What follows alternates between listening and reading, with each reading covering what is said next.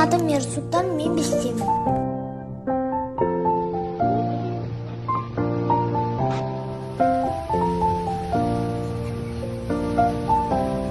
Қызыл қоңыз.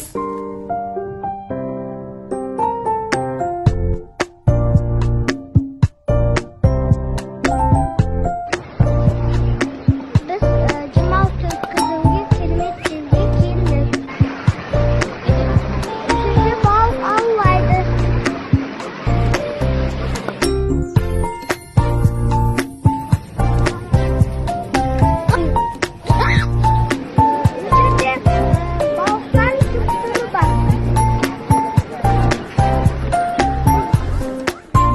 Балалардың әлемі.